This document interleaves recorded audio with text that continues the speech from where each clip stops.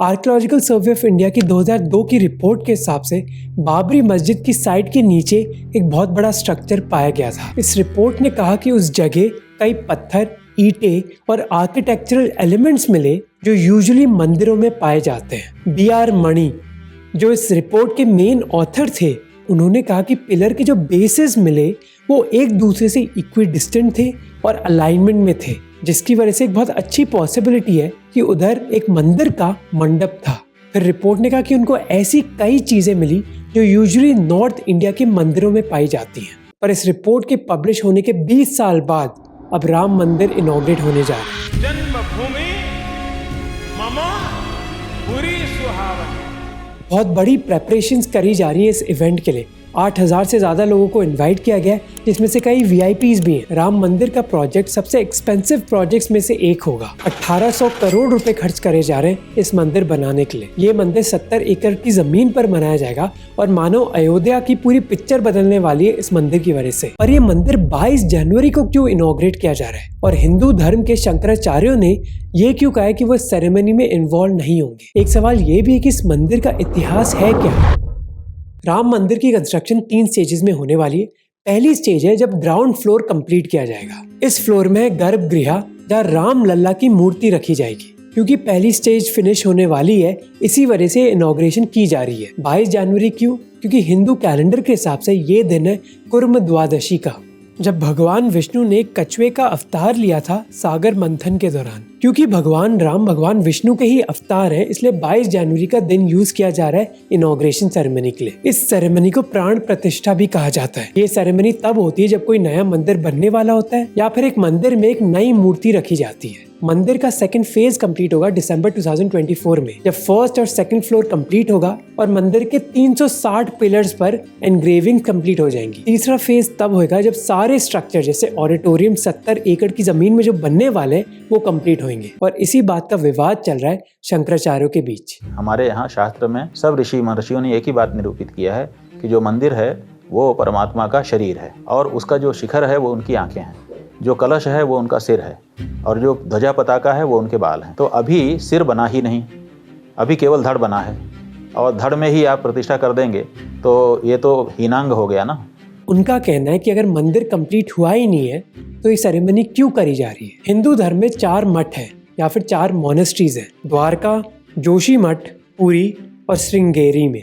इन चारों मठ के जो हेड हैं उनको शंकराचार्य कहा जाता है। कहा जाता है कि इन चारों मठों को आदि शंकर, जो एक फिलोसोफर थे, उन्होंने बनाया था। हिंदू धर्म और उसकी परंपरा की जिम्मेदारी इन 4 मठ और उनके शंकराचार्य को ही दी जाती है। पर 4 में से 2 शंकराचार्यों ने कहा है कि वो इस मंदिर की सेरेमनी में इन्वॉल्व नहीं होंगे, क्योंकि उनका मानना है कि शास्त्रों का पालन नहीं किया जा रहा इस मंदिर की सेरेमनी के लिए। पूरी मठ के शंकराचार्य ने कहा कि अगर प्रधानमंत्री मोदी ही सारी सेरेमनी करने जा रहे हैं तो उनकी जरूरत ही क्या है? मोदी जी लोकार्पण करेंगे, मूर्ति का स्पर्श करेंगे और मैं वहाँ ताली बजा के जय जय करूँगा। दूसरे लोगों का मानना है कि इन चारों शंकराचार्यों को अपनी पोजीशन के बारे में इतना नहीं बल्कि धर्म के बारे में ज्यादा सोचना चाहिए। यह अवसर मान अपमान का नहीं है, चाहे मैं हूँ एक सामान्य नागरिक है या इस देश का बड़ा सा बड़ा धर्माचार्य, कोई भी प्रभु राम से बड़ा नहीं है। अगर ये दिन हिंदुओं के लिए एक बहुत बड़ा दिन है तो वो अपनी पोजीशन के बारे में छोड़कर इस सेरेमनी में क्यों नहीं इन्वॉल्व होते? पर राम मंदिर के लिए ये कोई नया विवाद नहीं है। सबसे बड़ा विवाद तो यह है कि राम मंदिर उधर था भी या फिर नहीं। हिंदू धर्म में राम राज्य की कई डेट्स दी गई है। जैसे अनुमान लगाया जाता है कि वाल्मीकि रामायण 500 BC या फिर करीब 2500 साल पहले लिखी गई थी। अयोध्या के लोकल गाइड्स कहते हैं कि इसी वजह से कई जो फिजिकल स्ट्रक्चर्स राम राज्य के दौरान थे वो अभी मौजूद नहीं है। उनका मानना है कि जो आज के मंदिर है वो बनाए गए थे उज्जैन के महाराजा विक्रमादित्य ने। नरसिंह पांडे जो एक लोकल गाइड है, उनका कहना है कि हनुमानगढ़ी जो मंदिर है अयोध्या में, राम जन्मभूमि का मंदिर और सीता रसोई, जो सारे इम्पोर्टेंट स्ट्रक्चर्स हैं हिंदू धर्म के लिए, वो महाराजा विक्रमादित्य ने ही बनाए थे। कहानी है कि विक्रमादित्य बनारस से एक गाय को लेकर आए थे जो इच्छाधारी थी, यानी कि जो भी आप उससे मांगते वो गाय पूरी करती। उन्होंने उस गाय को बोला कि वो अयोध्या के चक्कर लगाए। जहाँ भी उस गाय ने गोबर गिराया उधर विक्रमादित्य ने एक मंदिर बनाया। अब ये तो एक कहानी है, पर इस चीज का कोई हिस्टोरिकल एविडेंस नहीं है कि राम मंदिर बनाया किसने था। पर कई ट्रैवलर के रिकॉर्ड्स में ऐसे मंदिर का जिक्र किया गया है। जैसे हिस्टोरियन मीनाक्षी जैन ने इन रिकॉर्ड्स के बारे में बात करी अपनी किताब में। उन्होंने कहा कि 19वीं सदी में कई अरबिक, उर्दू और पर्शियन टेक्स्ट में लिखा गया था कि कैसे एक मंदिर हटाया गया था बाबरी मस्जिद बनाने के लिए। कई साल पहले मौलाना हकीम सैयद अब्दुल हे ने एक किताब लिखी थी। अली मियां, उनके बेटे ने इस किताब की उर्दू ट्रांसलेशन में लिखा कि बादशाह बाबर, जो मुगल साम्राज्य के फाउंडर थे, उन्होंने एक बहुत बड़ा राम मंदिर डिस्ट्रॉय किया था एक मस्जिद बनाने के लिए। फिर उन्होंने एक Austrian traveller Joseph typhoon Thaler के बारे में भी बात करी कि इधर एक घर होता था विष्णु का राम के फॉर्म में, जिसको बाद में औरंगजेब या फिर बाबर ने हटा दिया था। मीनाक्षी जैन कहती कि अवध को जब अंग्रेजों ने टेक ओवर कर लिया था, उनके रिकॉर्ड्स भी यही कहते थे कि बाबरी मस्जिद से पहले उधर एक मंदिर होता था। उन्होंने कई और हिस्टोरिकल सोर्सेज दिए अपनी किताब में, जो मैंने डिस्क्रिप्शन में लिंक कर दी है। पर हर हिस्टोरियन इस चीज से अग्री नहीं करता। हिस्टोरियन ज्ञानेंद्र पांडे ने भी कहा कि हर हिंदू ऐतिहासिक टेक्स्ट में इस मंदिर की बात नहीं की गई है। कई हिस्टोरियंस ने कहा कि बाबरनामा या फिर अकबरनामा में अयोध्या के ऐसे कोई मंदिर की बात नहीं करी गई। कई हिस्टोरियंस ने यह भी कहा कि तुलसीदास, जो एक बहुत बड़े राम भक्त थे और अकबर के जमाने में जीवित थे, उन्होंने भी कोई ऐसे मंदिर की बात नहीं करी। ऐसे ही कई आर्गुमेंट सुप्रीम कोर्ट ने अपनी जजमेंट में कंसिडर करे थे। थोड़ी देर में मैं आपको इस जजमेंट के बारे में भी बताऊंगा। जैसे सुप्रीम कोर्ट की जजमेंट ने कहा कि पहला रिकॉर्डेड कॉन्फ्लिक्ट इस मंदिर के बारे में हुआ था 1855 में।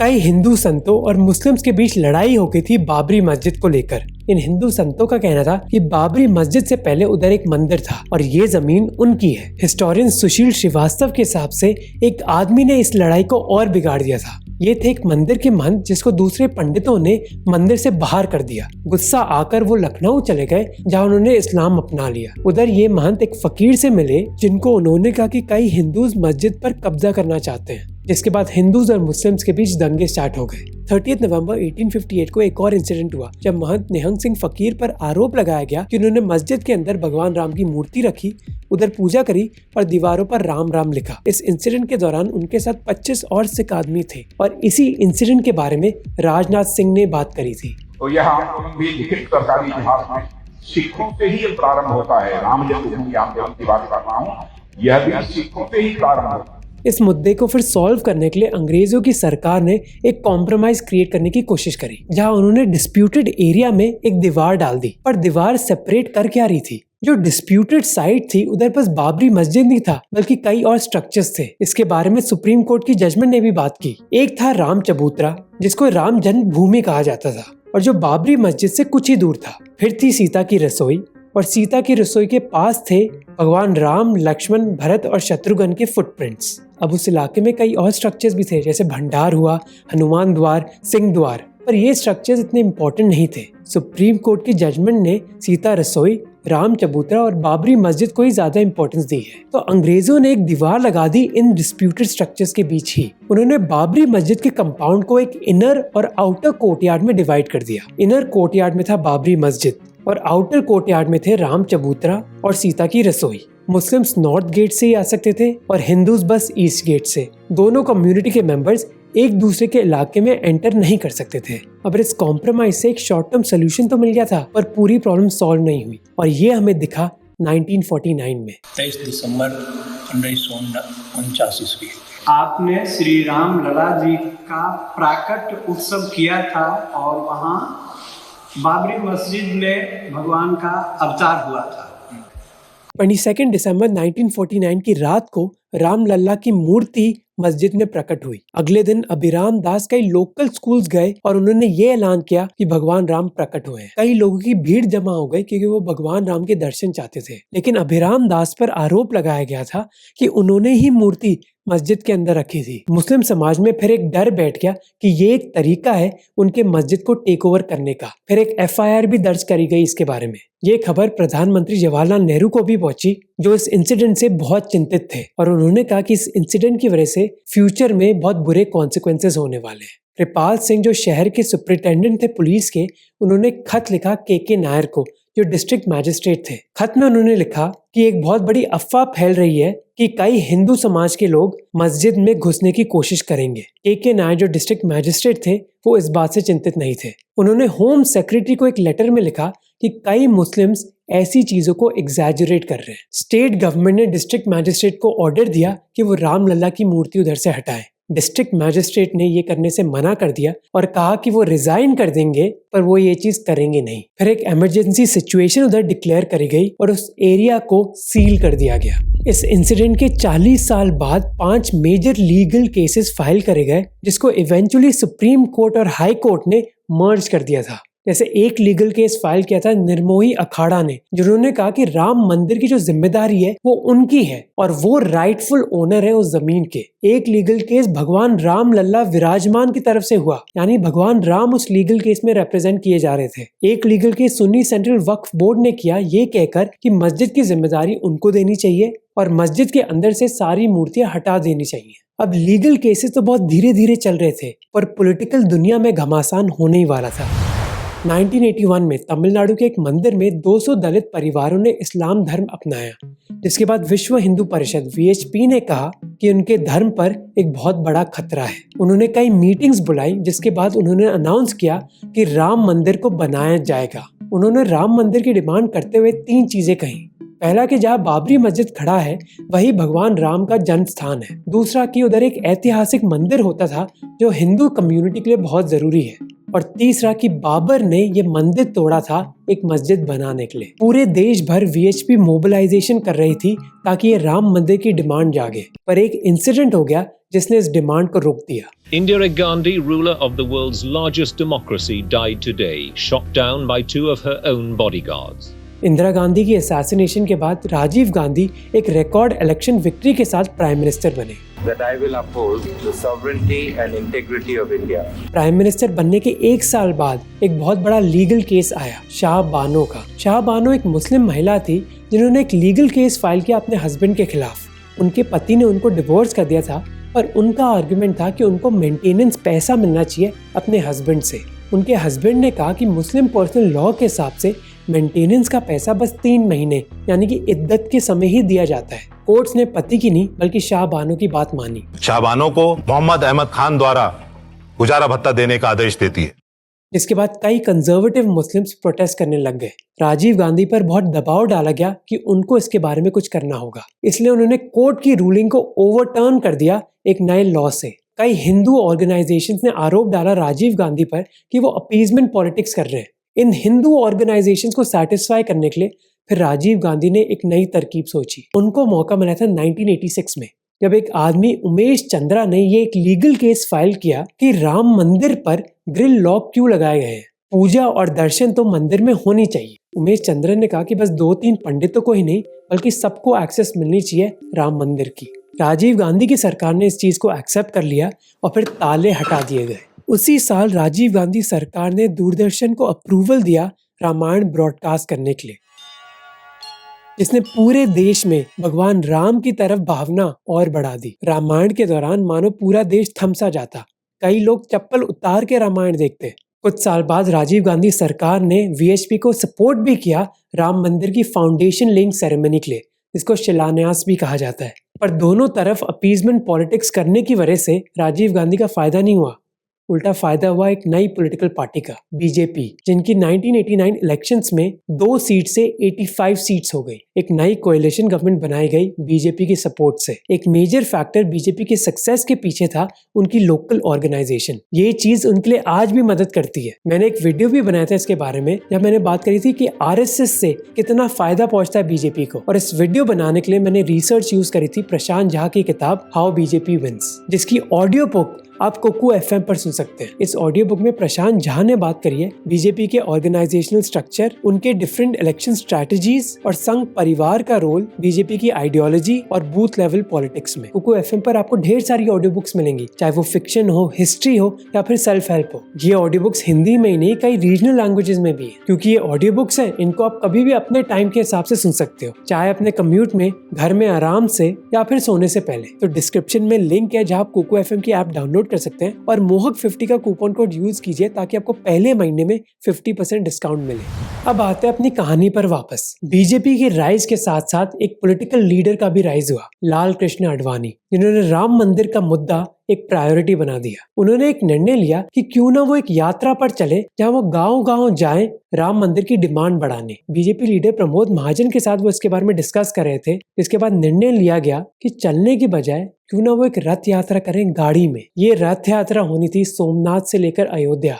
आपसे तो इतनी आशा है, बीच में मत पड़ो, रास्ते में मत आओ, क्योंकि ये जो रथ है लोक रथ है, जनता का रथ है जो सोमनाथ से चला है और जिसने मन में संकल्प किया हुआ है कि 30 अक्टूबर को वहां पर पहुंच करके कार सेवा करेंगे और मंदिर वहीं बनाएंगे। इस रथ यात्रा के दौरान कई अग्रेसिव स्पीचेस दी गई। कई स्पीचेस में मुस्लिम्स को डीह्यूमनाइज किया गया और देश का माहौल बहुत गर्म हो गया। 2 महीने के अंदर 100 से ज्यादा दंगे हुए और 500 से ज्यादा लोग मारे गए। लाल कृष्ण आडवाणी की रथ यात्रा कंप्लीट हो नहीं पाई क्योंकि बिहार में लालू प्रसाद यादव ने उनको अरेस्ट कर लिया था। इस अरेस्ट के बाद बीजेपी ने अपना सपोर्ट छोड़ दिया था कोalition गवर्नमेंट को और सरकार ही गिर गई थी। नए प्राइम मिनिस्टर बने PV नरसिम्हा राव और उत्तर प्रदेश में बीजेपी की सरकार बनी। बीजेपी ने कहा कि ये रिजल्ट दिखाता है कि उत्तर प्रदेश के लोग राम मंदिर चाहते हैं। जून 1992 में कई हिंदू ऑर्गेनाइजेशन ने स्टेट गवर्नमेंट से परमिशन मांगी कि वो चतुर्मास की सेरेमनी अयोध्या में करना चाहते हैं, जिसकी वजह से अयोध्या में लाखों लोग जुटने लग गए। कई लोग बाबरी मस्जिद के पास ही उत्तर प्रदेश सरकार की जमीन पर एक प्लेटफॉर्म बनाने लग गए थे। प्राइम मिनिस्टर नरसिम्हा राव को बहुत टेंशन थी कि इस वजह से और गर्मा गर्म माहौल हो जाएगा, इसलिए उन्होंने 3 महीने का समय मांगा इस चीज को एक कॉम्प्रोमाइज में बदलने का, ताकि वो इस पूरे डिस्प्यूट को सॉल्व कर दे। पर 3 महीने के बाद कुछ हुआ नहीं। हिंदू ऑर्गेनाइजेशंस ने कहा कि वो अपनी कार सेवा तो कंटिन्यू करेंगे और प्राइम मिनिस्टर को आश्वासन दिया कि कुछ होगा नहीं। पर 6 दिसंबर 1992 को चीजें आउट ऑफ कंट्रोल चली गई। बाबरी मस्जिद तोड़ा गया।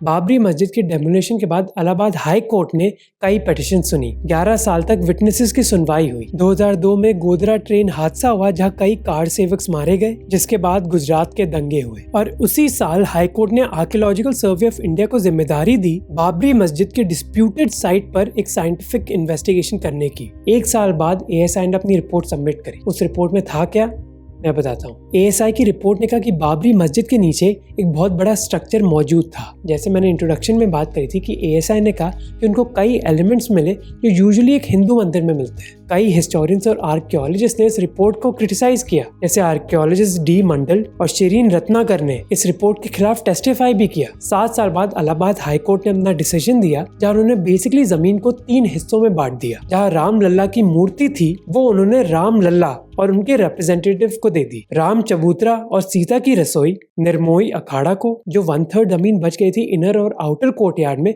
वो उन्होंने मुस्लिम कम्युनिटी को दे दी। इस वर्डिक्ट को सुप्रीम कोर्ट ने रिजेक्ट कर दिया। उन्होंने कहा कि किसी ने मांगा ही नहीं कि आप 3 हिस्सों में बांट दो। फिर हाई कोर्ट ने ऐसा क्यों किया? 2019 में फिर सुप्रीम कोर्ट ने जो डिस्प्यूटेड जमीन थी वो हिंदू कम्युनिटी को दे दी थी और 5 एकड़ जमीन उन्होंने मुस्लिम कम्युनिटी को दी, ये कहकर कि उधर एक बड़ा मस्जिद बनेगा अयोध्या में ही। तो सुप्रीम कोर्ट ने इस वर्डिक्ट में क्या आर्ग्यूमेंट दिए? उन्होंने ASI की रिपोर्ट को ढंग से समझा। जहाँ ASI की रिपोर्ट ने कहा कि एक हिंदू स्ट्रक्चर उधर जरूर मौजूद था, पर सुप्रीम कोर्ट ने यह भी कहा कि इस रिपोर्ट में कई गैप्स हैं। सुप्रीम कोर्ट ने कहा कि ASI की रिपोर्ट में 3 चीजें मिसिंग थी। पहला सवाल था कि जो हिंदू स्ट्रक्चर था उसको डिस्ट्रॉय क्यों किया गया था। दूसरा सवाल था कि क्या इस हिंदू स्ट्रक्चर को डिस्ट्रॉय किया गया था एक मस्जिद बनाने के लिए। और तीसरा सवाल था कि इस स्ट्रक्चर की डेटिंग 12वीं सदी के अराउंड थी। बाबरी मस्जिद बना 16वीं सदी में, तो 400 साल के बीच इस स्ट्रक्चर के साथ हुआ क्या, इसके बारे में कोई जानकारी नहीं दी गई। इस वजह से सुप्रीम कोर्ट ने कहा कि किसकी वो जमीन है ये कहना मुश्किल है, इसलिए वो लीगल प्रिंसिपल्स यूज करेंगे जो सिविल केसेस में यूज करे जाते हैं एक प्रॉपर्टी डिस्प्यूट के लिए। सुप्रीम कोर्ट ने कई ट्रैवलर के अकाउंट्स पढ़े, जैसे ऑस्ट्रियन टाइफनथाइलर हो गया या फिर मॉन्टगोमरी मार्टिन, जिन्होंने कहा कि उस जमीन पर कई हिंदू जरूर प्रे करते थे। सुप्रीम कोर्ट ने लिखा कि एविडेंस के हिसाब से कई मुस्लिम्स भी मानते हैं कि कई हिंदू एलिमेंट्स मस्जिद में मिले हैं, जैसे जय विजय, वरह और गरुड़। तो सारे एविडेंस को देखकर सुप्रीम कोर्ट ने कहा कि ओनरशिप की राइट ज्यादा हिंदू कम्युनिटी को मिलती है। पर सुप्रीम कोर्ट ने यह भी माना कि 1949 और 1992 में मुस्लिम कम्युनिटी के खिलाफ एक्शन लिया गया। 1949 में जब राम लल्ला की मूर्ति इंस्टॉल करी गई मस्जिद के अंदर और 1992 में जब बाबरी मस्जिद को डिमोलिश किया गया।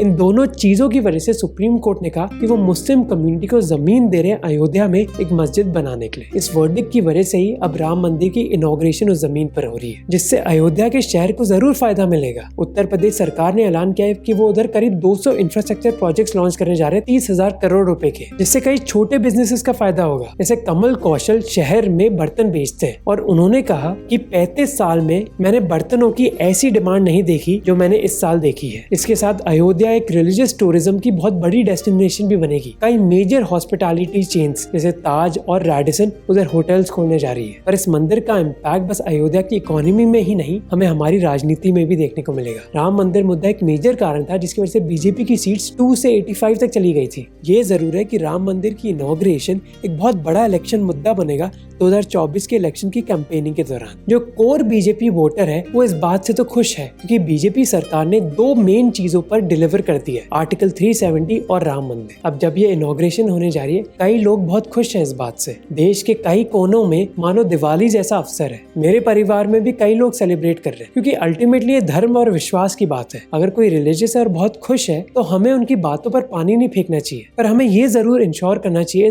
कि इस खुशी में हम दूसरों को नीचा दिखाने की कोशिश ना करें। कुकू FM को चेकआउट करना मत भूलना, डिस्क्रिप्शन में लिंक है और मोहक 50 से आपको 50% डिस्काउंट मिलेगा अपने पहले महीने में।